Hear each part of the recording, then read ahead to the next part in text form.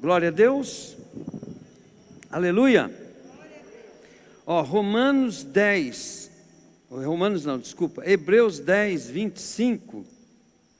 Hebreus 10, 25. Não abandonemos, como alguns estão fazendo, o costume de assistir às nossas reuniões. Pelo contrário, animemo-nos uns aos outros, e ainda mais agora que vocês veem que o dia está chegando. Glória a Deus. Por que o apóstolo Paulo, ele chama a nossa atenção que nós temos que se reunir como igreja? Porque a palavra igreja, ela significa reunião. A palavra igreja é a mesma palavra congregação, por isso que tem congregação cristã. É a mesma palavra que fala assembleia, por isso que tem Assembleia de Deus. E todas essas palavras significam reunião, ajuntamento de pessoas. E o que faz a igreja ser de Deus é que Jesus falou assim: toda vez que vocês se reunirem no meu nome, ali eu estarei. Então a primeira coisa que nós temos que fazer para se reunir como igreja, para que Deus esteja presente por causa de mim, aqui na igreja, é nós falarmos assim: eu vou na reunião dos meus irmãos, e por eu estar lá reunido com meus irmãos, o meu Senhor Jesus vai estar lá presente. Vamos estar lá.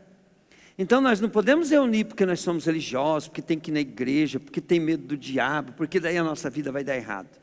Nós temos que se reunir porque a reunião dos irmãos em Cristo é um projeto de Deus, é onde nós nos completamos. Então nesses dias nós estamos falando sobre igreja. É muito importante você saber que quem é salvo, ele começa... Aquela pessoa que é salva, que quer permanecer salva, a primeira coisa, para ele permanecer salvo, ele tem que entrar no corpo de Cristo. E o corpo de Cristo na terra é a igreja. E a igreja é reunião. É difícil explicar para as pessoas, porque essa reunião, ela não pode ser vazia. Ela não pode ser sem propósito. Ela tem que ser preenchida por planos, projetos, comandos, por uma ordem de Deus. Aí quando nós estamos reunidos por um projeto, por uma ordem, por uma visão, por um plano de Deus, diga comigo, um plano de Deus. Aí você não é mais religioso. Você não é uma pessoa que vai lá para ser manipulada pelo pastor, porque você vai com medo. Não, você vai porque você faz parte de um projeto de Deus. E Deus tem um projeto de Deus. Então a igreja ela é missionária. Diga comigo, a igreja é missionária. Você sabe o que é missionária? Missionária é o seguinte: o cara pega um pessoal do exército brasileiro e vão fazer uma missão de guerra, de libertação. Vão lá esses tempos atrás, tinha um exército do Brasil lá no Haiti. Então aquele povo daquele exército estava numa missão lá no Haiti, para fazer coisas boas para aqueles caras lá, ajudar eles, proteger eles, alimentar eles, cuidar deles, para apaciguar eles. Missão. E a igreja, quando você é salvo, então você entra na igreja e você passa a ser um missionário. Só que às vezes você é um missionário despreparado, então você na igreja você vai ser treinado. Você vai começar a aprender.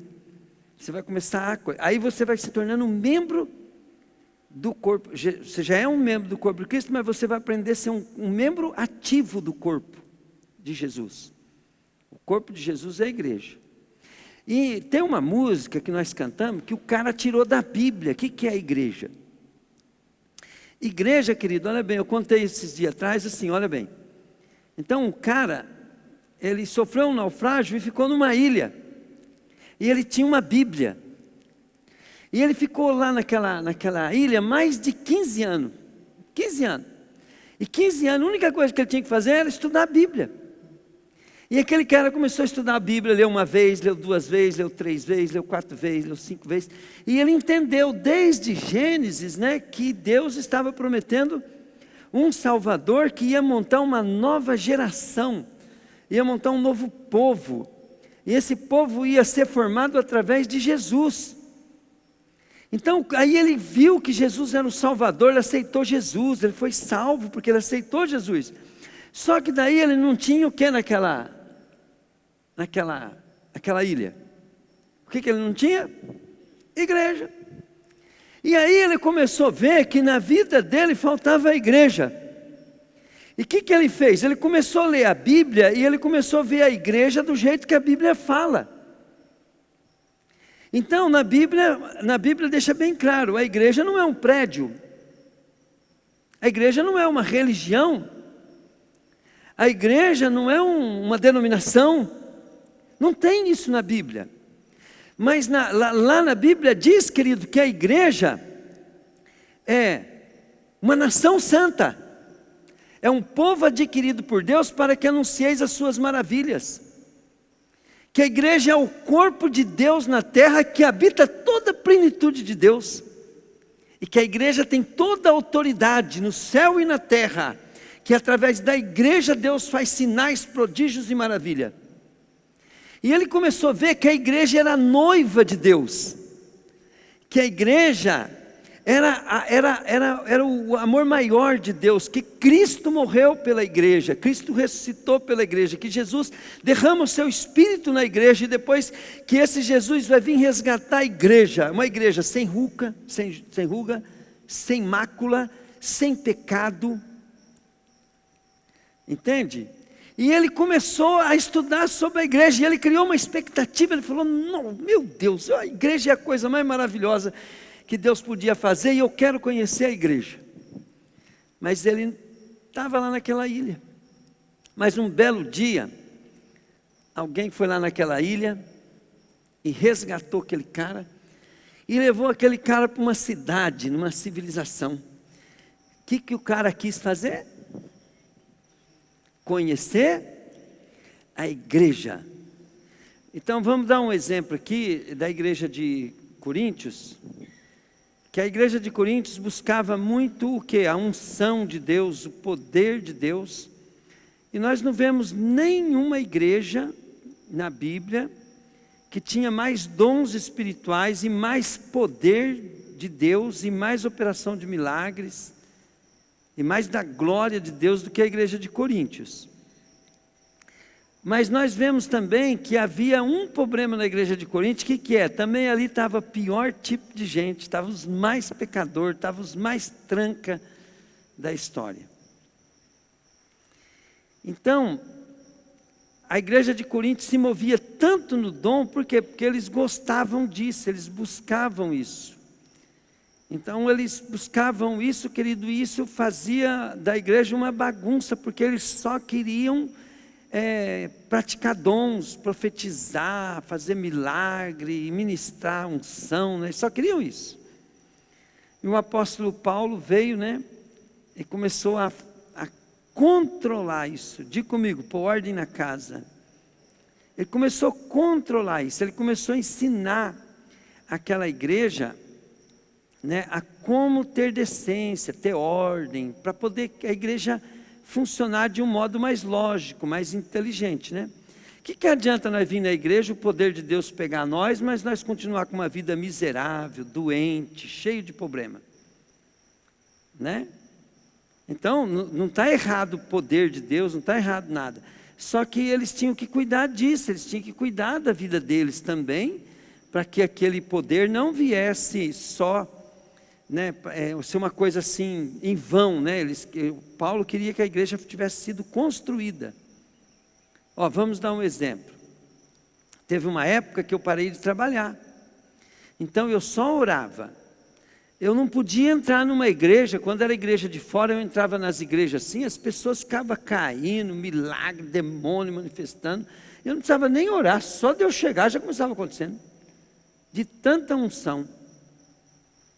Só que daí um dia eu estava orando em casa, eu estava num estreito com Deus por causa da consagração.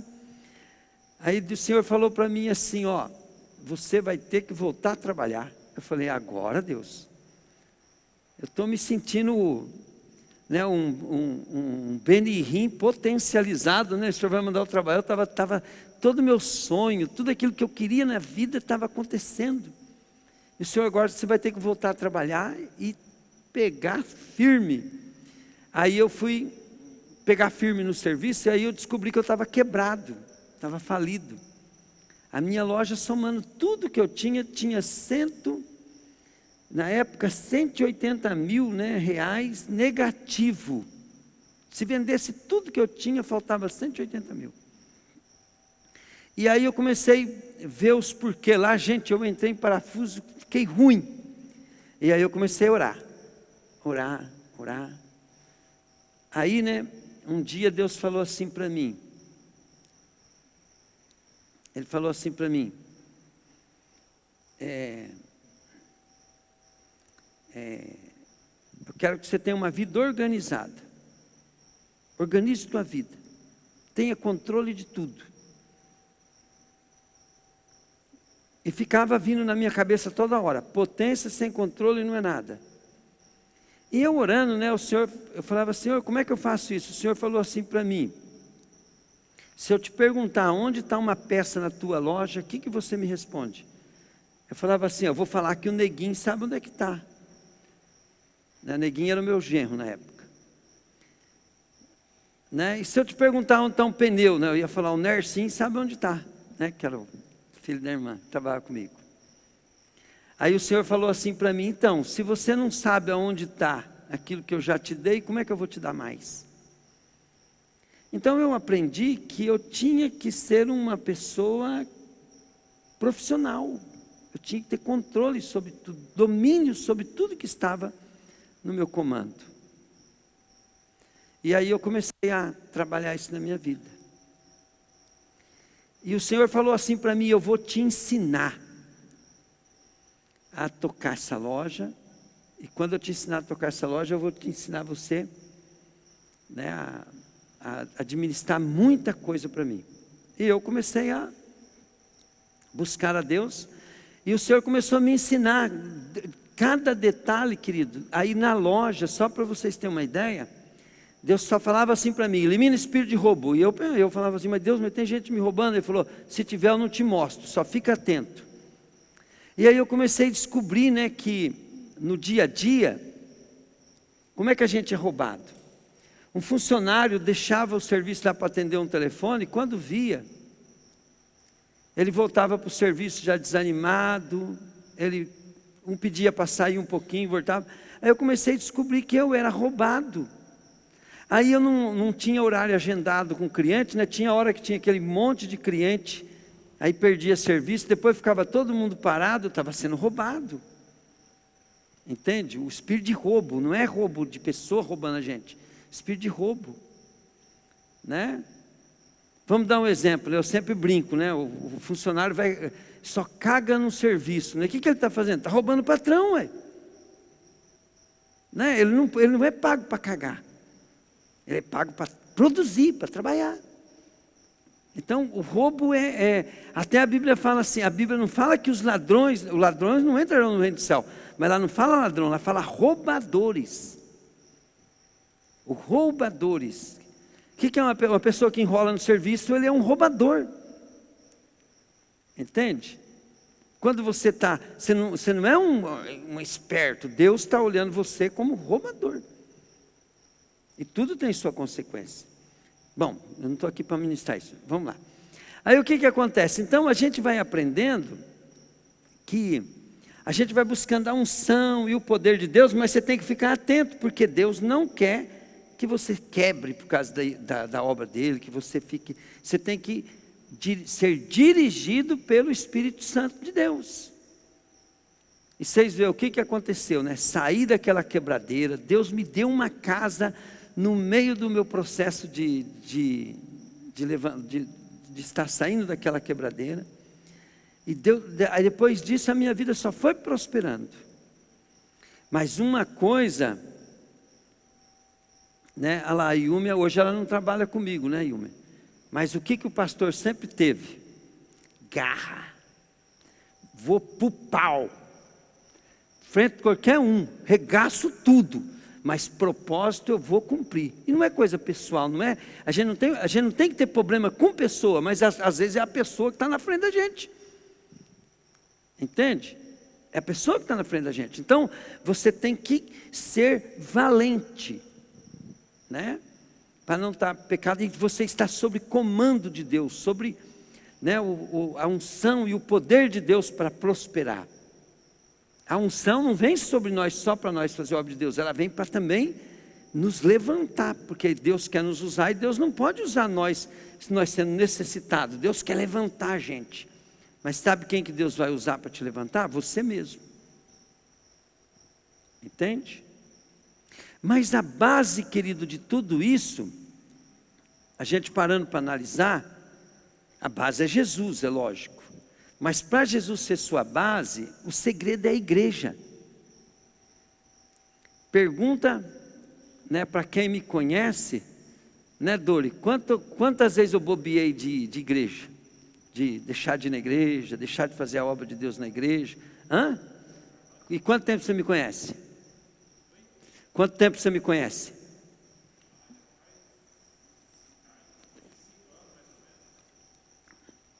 O segredo, querido, é ser a igreja. A igreja é o plano de Deus para a tua vida. Agora, depois a igreja tem planos, que está incluindo você como parte dele. E nessa igreja, Paulo precisava corrigir. E é o que nós precisamos corrigir hoje também aqui. É preciso corrigir isso, urgente. E vocês têm que me ajudar, porque não é o pastor que vai corrigir, o pastor vai só dar o comando para vocês, mas é vocês que vão praticar essa correção. E sabe quando Deus estava corrigindo alguma coisa, mesmo quando eu estava lá na Metodista, sabe o que eu fazia? Eu me sujeitava àquilo, eu ia para o pau. E você sabe, às vezes, querido, que numa igreja de 400, 500 pessoas, às vezes eu era o único que entendeu o negócio e que fazia. Às vezes nem o pastor estava entendendo o que Deus estava fazendo. Então você tem que entender que você tem que fazer a sua parte. Por exemplo, eu não gosto do pastor porque o pastor me tratou mal. Você fala assim, eu vou amar esse pastor, mas eu vou amar mesmo. Pronto, acabou. Aí você vai falar assim, mas por que você vai amar? Porque o pastor merece? Não, você vai amar porque você quer fazer o que Deus está mandando. Você não quer. A igreja pode perder a unção, o poder do avivamento, mas você não pode. Você fala assim, não, eu não vou perder. Você tem que trazer a igreja junto, tem que fazer pela igreja, fazer tudo para a igreja estar junto. Mas você não pode, você vai perder por causa do... Você acha que eu vou perder minha bênção por causa de você?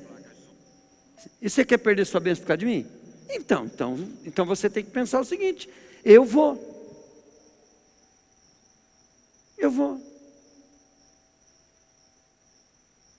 Vamos dar um exemplo hoje. Se eu viesse no culto aqui hoje, não tinha ninguém, o que eu ia fazer? Eu ia cumprir meu propósito com Deus, eu vou perder minha bênção por causa dos outros. Então você tem que ter essa decisão pessoal. E a gente faz isso porque a gente tem que conhecer, você começa a conhecer Deus. Todo dia, querido, vem uma tentação para me desanimar com o serviço, parar, aposentar. E agora eu tenho motivo até de poder fazer isso. Aí sabe o que vem no meu coração? Eu falo assim, quem me deu não mandou parar. Quem manda é Ele. O meu coração pensa uma coisa. Às vezes até minha boca fala outra. Mas eu quero o quê? Eu quero o que Ele fala, que Ele diz. E a gente tem que ir vencendo. Deus vai usar você mesmo. Entende? E Deus vai abençoar você através das pessoas quando você estiver abençoando elas. Glória a Deus. Então, lá em 1 Coríntios, capítulo 12. Eu quero que você ponha lá, capítulo 12 para mim. Eu quero ler a Bíblia, querido, e vou explicar muito pouco, porque depois eu vou deixar vocês meio no ar, tá? Vou deixar vocês meio no ar. Ó, meus irmãos, quero que vocês saibam a verdade a respeito dos dons que o Espírito Santo dá. Diga comigo, eu quero os dons, fala aí.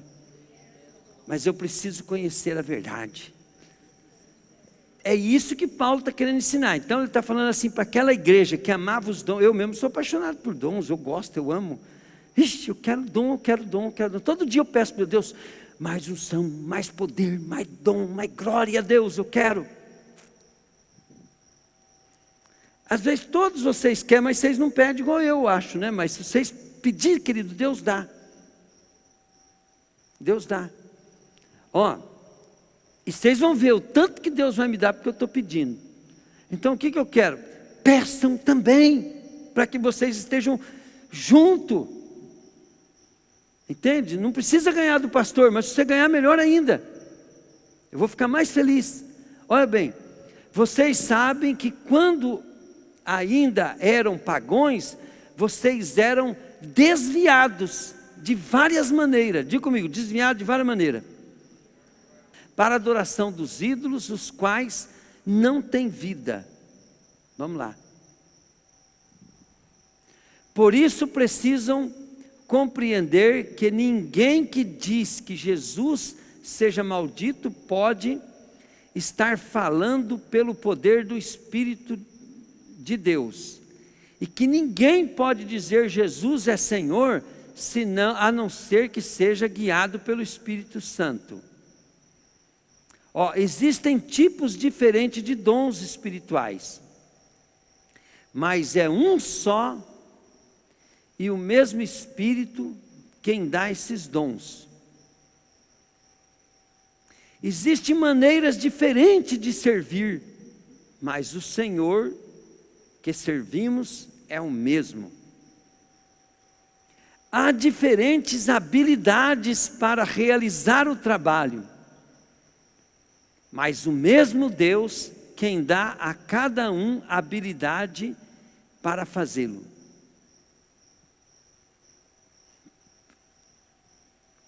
Para o bem de todos, Deus dá a cada um alguma prova da presença do Espírito Santo. Diga comigo, para cada um de nós, Deus dá a prova da presença do Espírito. Olha bem, para uma pessoa o Espírito dá a mensagem de sabedoria. Para outro mesmo, o Espírito dá a mensagem de conhecimento.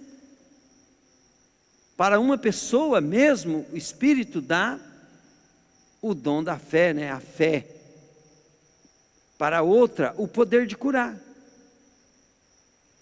Uma pessoa recebe do Espírito poder para fazer milagres. E outra recebe o dom de anunciar a mensagem de Deus.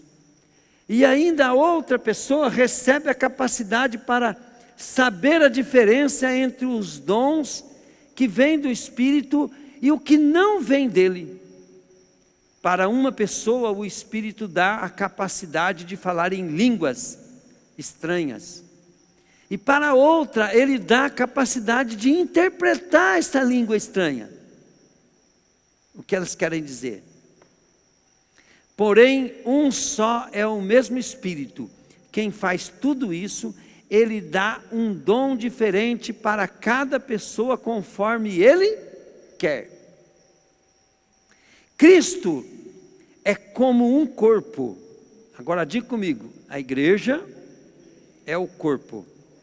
Ó, Cristo é como um corpo, o qual tem muitas partes, e todas as partes, mesmo sendo muitas, formam um só corpo. Então, todos nós juntos que formam o corpo de Cristo. Então, quando alguém fala que eu posso ser salvo sem ir na igreja, mentira. Ele tem que ser, a igreja não é indivíduo, a igreja é nós. Diga comigo, nós somos a igreja. Fala, como Nós somos a igreja, eu sou parte da igreja. Então eu sou parte da igreja, mas eu não sou a igreja somos nós. O Pai é nós. O Pai não é meu Pai, Ele é o nosso Pai. Se Ele é o nosso Pai, então Ele é meu Pai, entendeu? Se Ele não for o nosso Pai, Ele não é meu Pai. Então nós só somos de Cristo se nós formos igreja. Igreja é o corpo. Assim também todos nós, judeus, não judeus, escravos, livres, fomos batizados pelo mesmo Espírito para formar um só corpo. E a todos nós foi dado de beber do mesmo Espírito. Pois o corpo não é feito de uma só parte. Aí, matou, né? Mas de muitas. Entenderam o que é a igreja, gente? Vocês estão pegando o que é a igreja? Estão entendendo o que é a igreja ou não? Então, se o pé disser, né, já que não sou mão, não sou do corpo, nem por isso deixa de ser do corpo. Vou contar uma historinha para vocês, né? Então, tinha um irmão que falava para o pastor, manda o Bita, porque o Bita tem que fazer uma visita lá. Não, manda o Paulo, Deus, porque eu sou fraquinho, sou o mais pequenininho da igreja. Manda irmão, vamos fazer um evangelismo na rua, né? Ele falou, não, pastor, chama os outros irmãos, porque eu sou mais fraquinho, eu sou o mais pequenininho na igreja. Aí um dia lá na igreja, um cara ficou endemoniado, né? E a turma sai, aquele irmão ali com medo, né? Do demônio, né? Mas com medo daquele demônio, né? E o pastor lá, sai em nome de Jesus. O demônio falou assim, tá bom, eu saio, só que eu vou entrar no mais fraquinho da igreja. Aquele irmão fez assim, pastor, quem que eu vou visitar? Que dia que vai ter vigília? Então, né, querido, nós temos que entender, né, que nós precisamos ser fortalecidos, em compromisso com a igreja. Entende? Nós precisamos entender esse propósito. Olha bem, ali está falando assim, se eu sou pé, então se eu sei menos, entende? Se eu conheço menos da palavra, se eu sou tímida, eu não sou do corpo, o que você tem que falar? Irmão, regaça, fala assim, o corpo precisa do pé, estou aqui, pastor. Não pode mandar que eu vou. Não fica olhando se você começou agora, você vai. Não, querido, entra. Vai para o pau. O mesmo Espírito que opera em mim para expulsar demônio, ele opera em você também. É só você ter fé. Para assim, ter compromisso com a igreja é ter fé. Fé é a certeza das coisas que se espera. Mas a fé sem obra é o quê? Morta. Se o ouvido disser, já que não sou olho, não sou do corpo, nem por isso deixa de ser do corpo. E se o corpo todo fosse olho, como poderíamos ouvir? E se o corpo todo fosse ouvido, como os poderiam cheirar? Assim Deus colocou cada parte diferente do corpo conforme Ele quis. Se o corpo todo fosse uma parte só, não existiria corpo, né? Não existiria o corpo de Cristo. Vamos lá. De fato, existem muitas partes, mas um só corpo. Portanto, o olho não pode dizer para a mão, eu não preciso de você. E a cabeça não pode dizer para os pés, eu não preciso de vocês. De fato, é o que as partes do corpo parecem ser, as mais fracas são as mais diga comigo, o que parece ser mais fraco são os mais necessários. E aquelas que chamam menos honrosa, né, são as que estamos com mais honra e que tratamos com mais honra, né? E as partes que parecem ser feias recebem um cuidado especial, né? O que está falando aqui, né? Que as outras mais bonitas não precisam. Foi assim que Deus fez o corpo, dando mais honra às partes menos honrosas. Desse modo, não existe divisões no corpo, mas todas as partes têm o mesmo interesse, umas pelas outras. Sabe o que Paulo, num sentido aqui, o Espírito de Deus quer dizer para nós?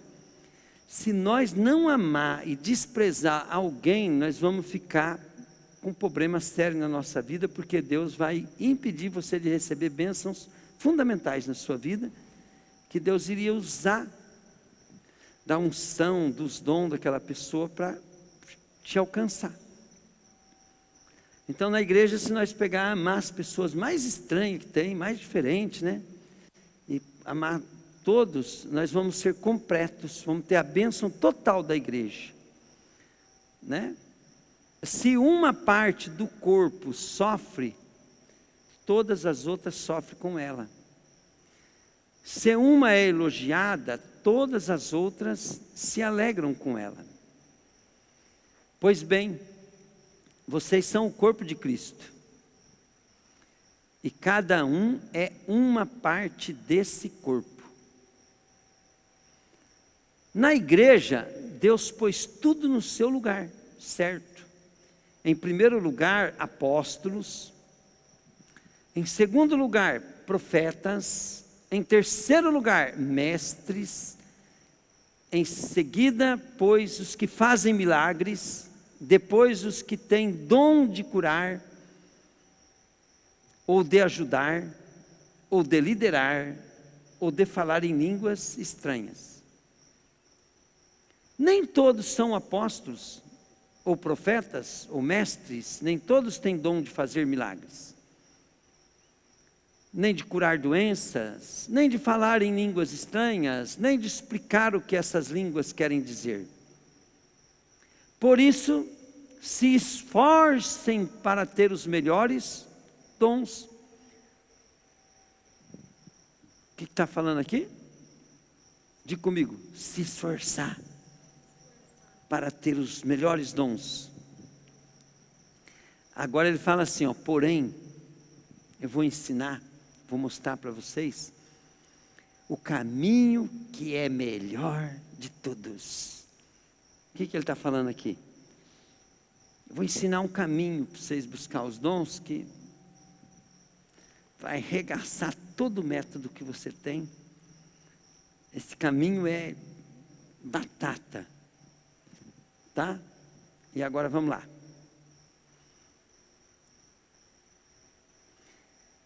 Se eu poderia falar todas as línguas que são faladas na terra e até no céu, mas se não tivesse amor, as minhas palavras seriam como um som de um gongo, como um barulho de um sino.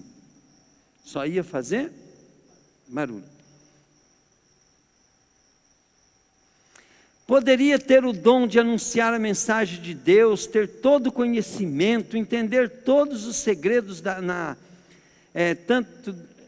e ter fé, que até poderia tirar as montanhas do seu lugar, mas se não tiver o amor, eu não seria nada. Vamos lá. Poderia dar tudo que eu tenho, até mesmo entregar o meu corpo para ser queimado, mas se eu não tivesse amor, isso não me adiantaria nada.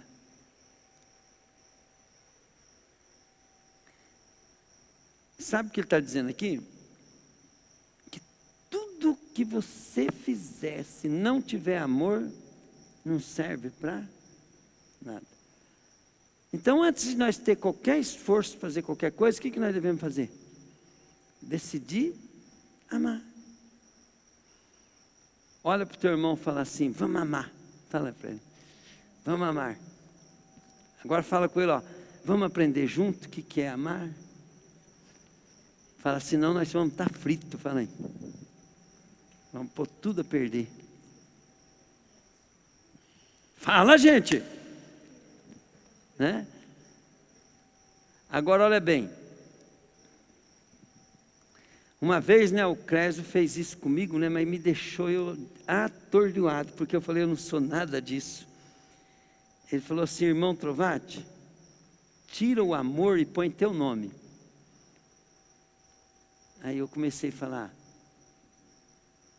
o Trovati é paciente e eu não sou. É bondoso, mais ou menos. Não é ciumento, eu era. Nem orgulhoso, sei lá.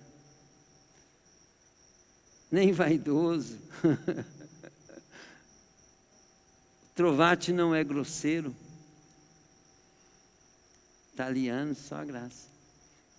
Nem egoísta. Não fica irritado. Nem guarda mágoas. O Trovati não fica alegre quando alguém faz uma coisa errada, mas se alegra quando alguém faz o que é certo. Trovati nunca desiste. Pode suportar tudo com fé, esperança e paciência. O Trovati é eterno.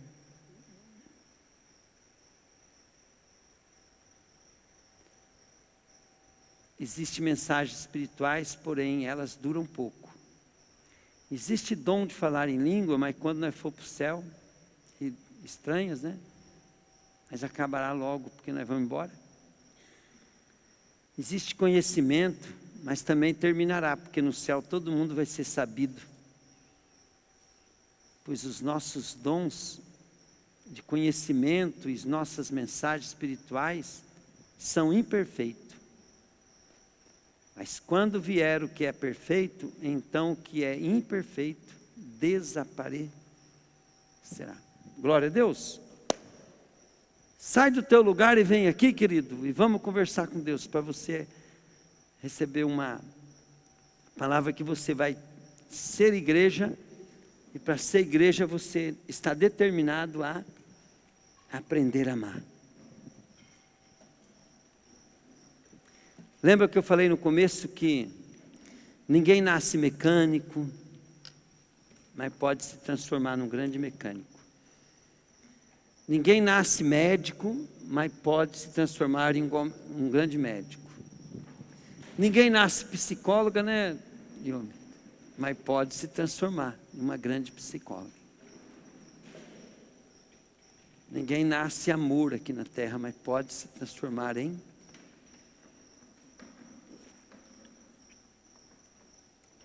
amor.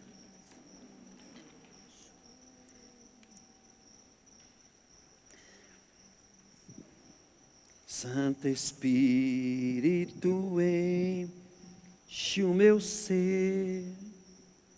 Jesus, Tu quer salvar, curar, libertar, abençoar. Jesus, Tu perdoa, Tu cura, liberta e batiza no Espírito Santo. Jesus, Tu manifesta a Tua presença, batiza com o Espírito Santo e nos dá o dom do amor, Senhor.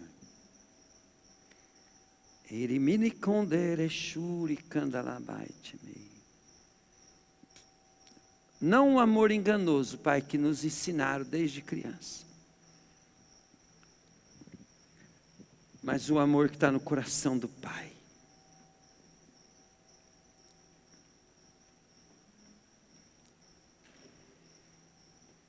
Pega nós, Espírito Santo.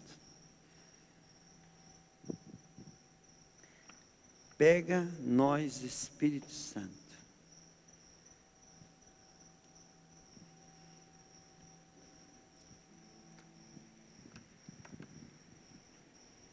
Enquanto o ministério de louvor vai fazendo um fundo ali, eu quero que você ponha, filha, para mim, essa declaração de amor. E você vai ler e vai, em vez de você falar amor, você vai falar teu nome, igual eu fiz. Faça esse exercício. E vai ser uma das razões, motivo de oração, quando nós estiver orando na madrugada, quando nós tiver nossos... aí um me falou o nome ali, né, que o pastor não consegue... Bastidores. Vamos falar português mesmo, né, que ela falou inglês, porque ela é mais chique, né? Não, bastidores. Nós vamos falar com Jesus no nosso pessoal depois. Falar assim: Jesus, eu quero ser amor. Eu quero amar. Eu quero amar. Eu quero ser amor.